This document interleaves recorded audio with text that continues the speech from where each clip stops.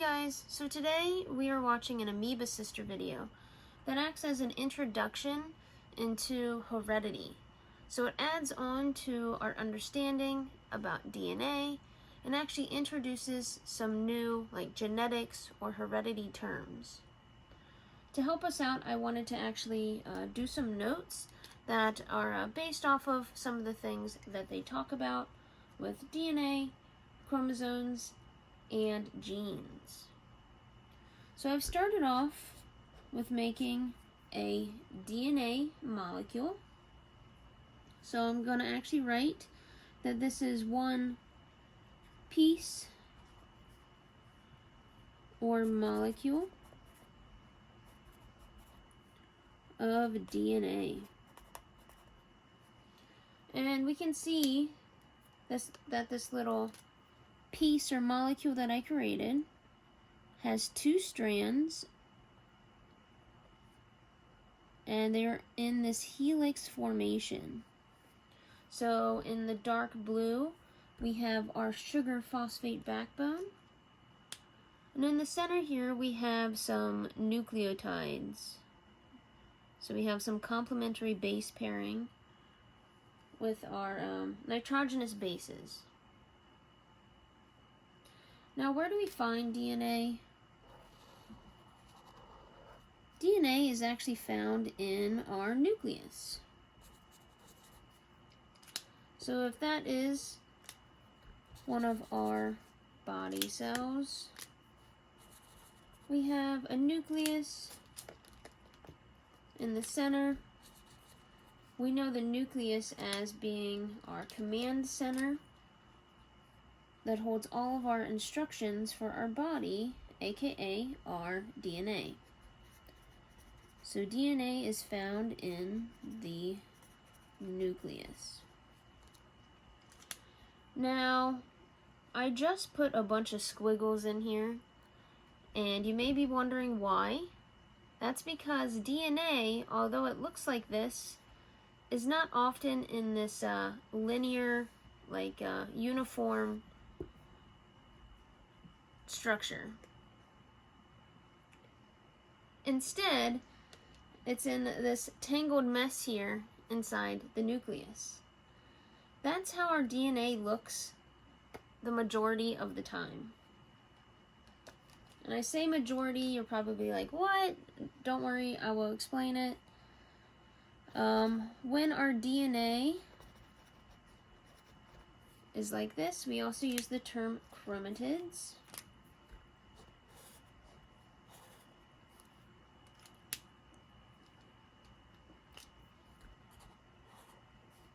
So each of these DNA pieces in here or molecules are called chromatids. And I'm going to say that's tangled DNA strands or pieces. Now, there's a few different colors that I put in here, and the reason for that is that humans have 46 pieces of DNA.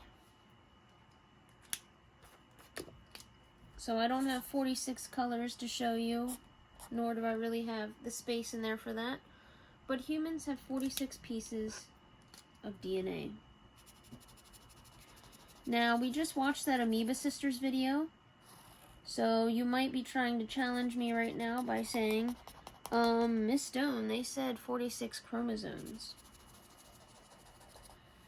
If that's the case, if that's what you were to question me, I would gladly respond by saying that chromosomes are strands of DNA. And actually, let me go ahead. So if you know what a chromosome is, and actually the video showed us chromosomes. Chromosomes can look like this, where it's one, I'm going to call it a jelly bean shape for now, or like this. You often hear chromosomes referred to as being in an X shape. Notice that I'm kind of doing two jelly beans. There's a reason for that. So we often refer to chromosomes as being in an X shape, but these themselves are two different pieces of DNA. Or two copies, I should say, not two different, two copies of DNA. This little red dot I put here is something that is called a centromere. You don't need to memorize that right now. This is where our spindle fibers attach during cell division and pull our chromosomes apart. Okay, so I have two chromosomes here. And I said that a chromosome is actually the same thing as a piece of DNA, but they might look a little bit different to you, or at least how they're modeled. And the reason for that is because a chromosome is actually a condensed piece of DNA. And we have this condensing that happens during this process of DNA replication,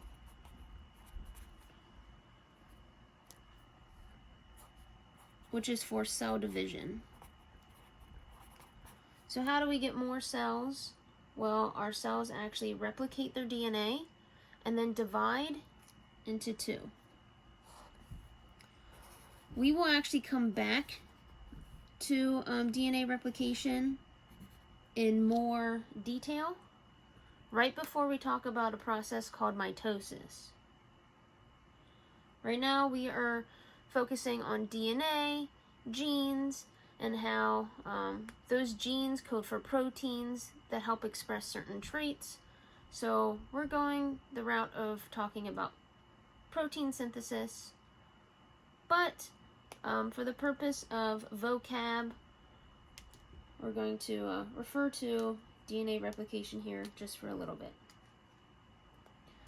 So during DNA replication or cell division, we have this condensing of DNA into chromosomes. Now, when I say condensing, what happens is that our DNA, so this like double-stranded DNA molecule, actually coils itself into this chromosome structure. So I'll do some squiggles here to show coiling. Now, our DNA actually coils around little proteins known as histones. And I'll show coiling over here, as in this duplicated model as well. So we have this coiling, this tight coiling that happens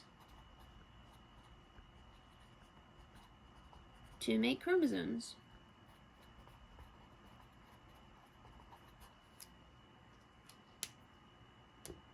Okay. So that's what's happening. That's what I mean when I say that a chromosome is a piece of DNA. Well, that's because we get chromosomes during DNA replication for cell division. And it's during that time that DNA coils up really tightly.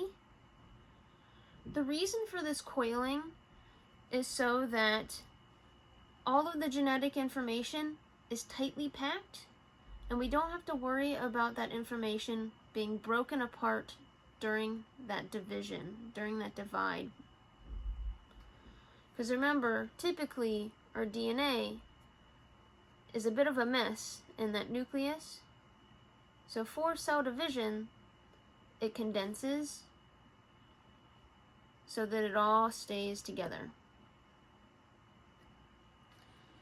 Okay, so focusing on these chromosomes, how can this be a chromosome, but this is also a chromosome? Well, that's because here we have a single chromosome, and over here we have a duplicated chromosome.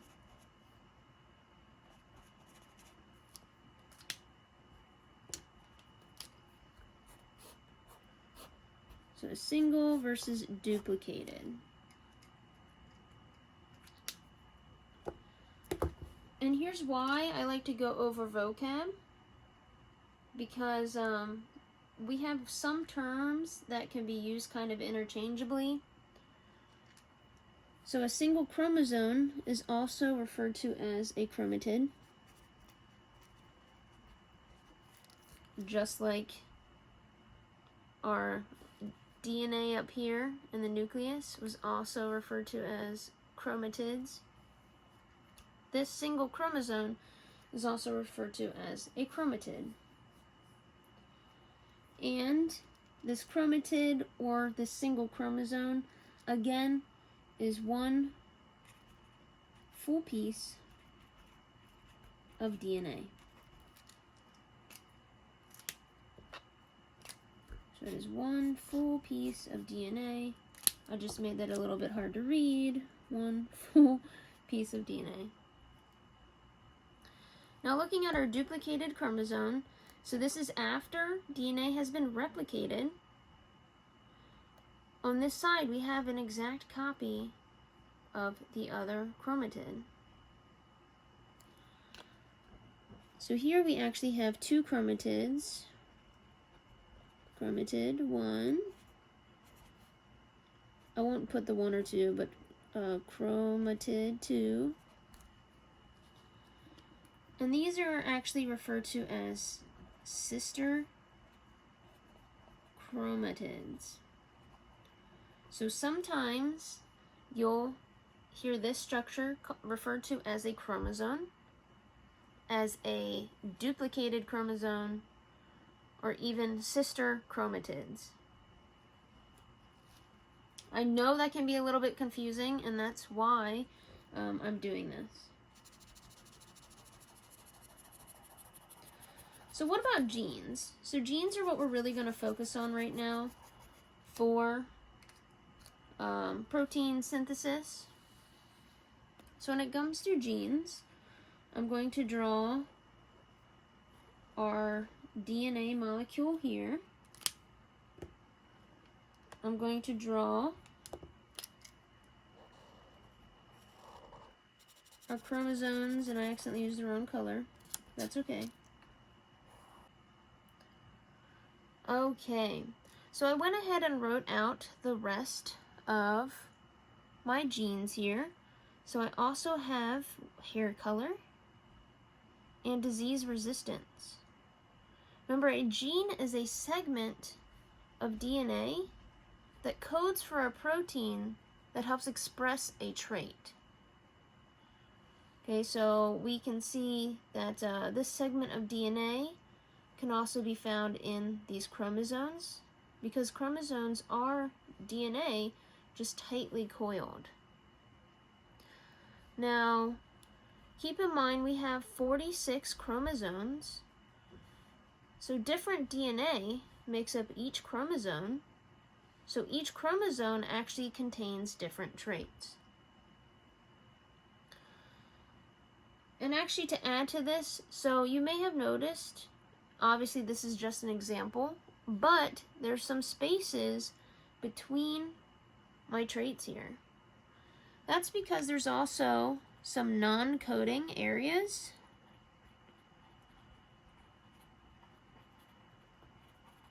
of DNA. And the video mentions this very quickly. These non-coding areas of DNA are called intergenic regions. Not that you have to memorize that, but just knowing that when it comes to a strand of DNA, there's also non-coding areas.